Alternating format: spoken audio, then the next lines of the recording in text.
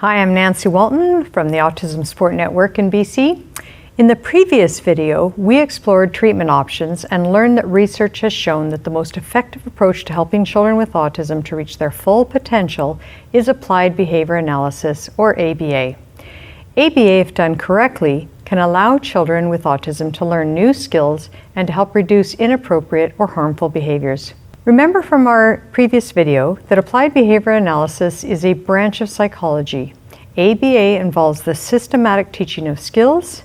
It involves the breakdown of skills into much smaller teachable tasks. It has positive reinforcement used to motivate the individual to learn each skill and usually is able to fade out that reinforcement eventually. ABA relies on data for making future decisions, and you will see examples of that in this video. ABA uses a variety of techniques and tactics, and ABA is effective at any age level and can be used to teach just about anything. While a behavior consultant will make sure that developmental goals are targeted, it's important that the family goals are targeted too. More on that to come. And now, what does a quality ABA program look like? It should be designed specifically for your child by a board-certified behavior analyst, or BCBA. Often, parents refer to them as behavior consultants, or BC, and sometimes behavior analysts, or BA. They're all the same thing. However, there are behavior consultants who do not have BCBA. Make sure your consultant is either BCBA or BCABA, which is the assistant to the BCBA.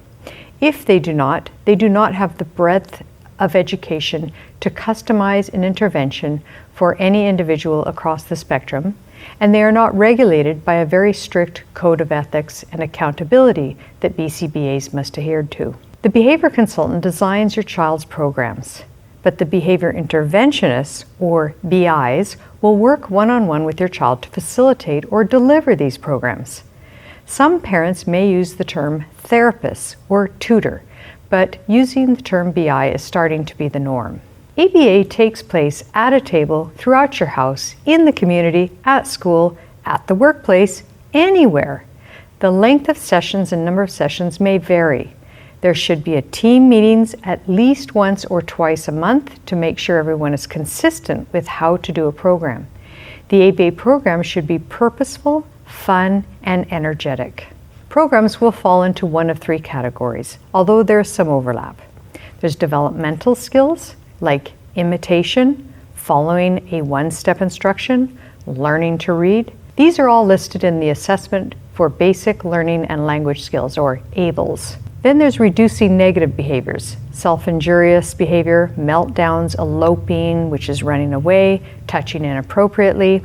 My son used to lick plants when going on walks, not safe. And family desired skills like riding a bike, learning to read music, play instruments, learning to not lick the gravy bowl that everybody else uses at the table, learning to put dishes into the dishwasher and turn it on. Remember, ABA should be fun. With the latest ABA protocols, establishing a fun relationship with the child before starting an ABA program is a priority. Here is a child and his behavior interventionist, or BI. The BI, in this case, is reviewing previously learned words on the table, but is also giving the child an opportunity to practice a new word, draw. Dog. Huh? Draw dog. Draw a dog? All right. So he needs a head and 2 ears. And what else? 2 eyes. He needs 2 eyes. So what do you want me to do? Draw eyes. Draw eyes. Okay. There's 2 eyes. Okay, what's she doing? Drinking. Drinking. Yeah, can you show me something you read? Read book. You do read a book. I like to read books. The reinforcer is that the BI draws a dog on the whiteboard, and all the while the child can also practice new words like eyes, nose, etc. This is an example of following a 2-step instruction. Ready? Okay, get dog and put it on your chair. Good. Where do you...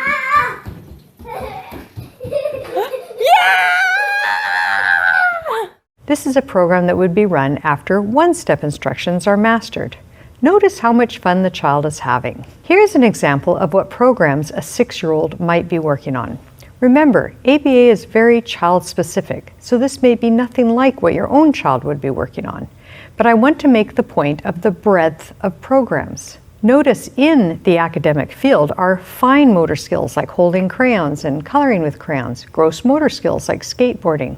As well, there are developmental or academic skills relating to learning letters and reading books with an adult. In communication, you will see some verbal skills. Depending on the child's speaking ability, you might even have the use of an augmentative communication device. And then there are play skills and social skills, and finally, self-management skills. Brushing teeth may simply require a breakdown of skills that would lead up to brushing teeth on their own. But it might also address a desensitization process if the child does not like to have their toothbrush in their mouth. I'm going to give an example of a program write-up using the imitation program. This is a program that toddlers will likely do. It's one of the most basic developmental programs.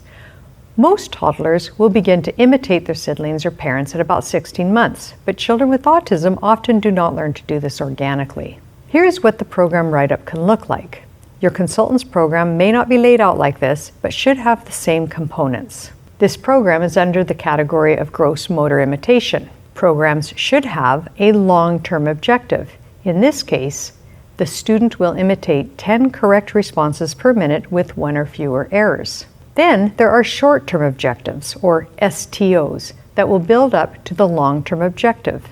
In this case, STO1, to imitate clap hands, wave, and knock on the table, following a physical prompt. That means the BI will likely hand-over-hand prompt the child to do the imitation to help the child learn what to do.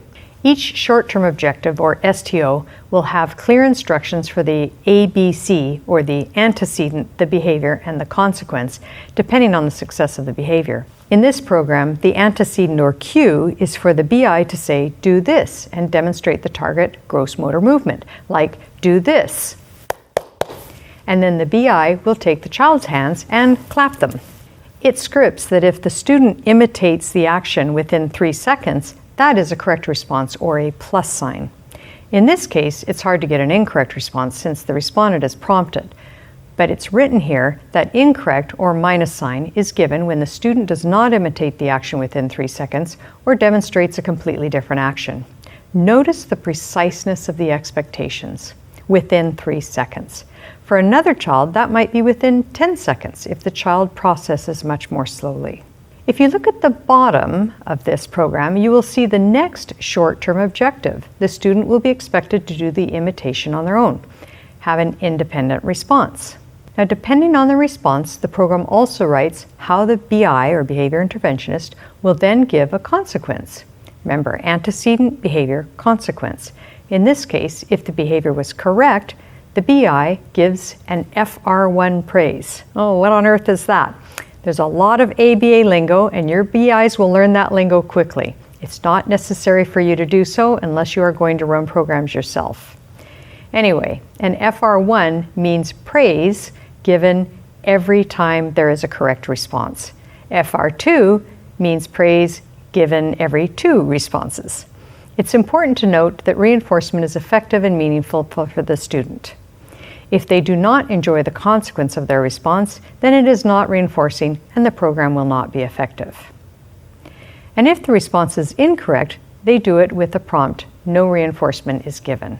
And finally, the program states that what constitutes mastery of that short-term objective. In this case, if the student is successful more than 18 out of 20 times twice, then it's okay to move on to the next short-term objective. We will take a look at a completely different program for brushing teeth, where the child does not even want to look at a toothbrush, let alone use one. At the start, this would be desensitization program, and once the child is comfortable with the toothbrush, the child would target steps required for brushing the teeth independently. Sometimes the consultant will list the short-term objectives. You can see how things are broken down into very tiny steps. The child allows looking at the toothbrush on the table, holding the toothbrush 2 feet away, holding the toothbrush 1 foot away, and so on until finally the BI brushes the front of the student's teeth for 5 seconds. Once again, you will see the long-term objective, the short-term objective or STO, and the ABC, the antecedent, the behavior, and the consequence, all written in detail.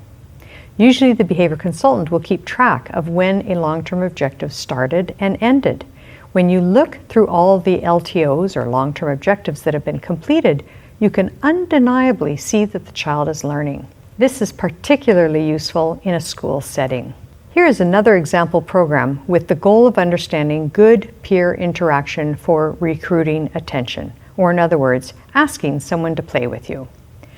BCBA Harley Lang will demonstrate the program. Again, the program write-up with the LTO, the long-term objective, the STO, short-term objective, and the ABC, the antecedent, the behavior, and the consequence, and the expectation for mastery of that objective.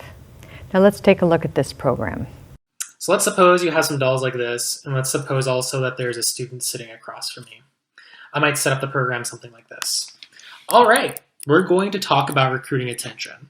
So remember that to do recruiting attention, we need to walk up, say hey, and make a question or comment.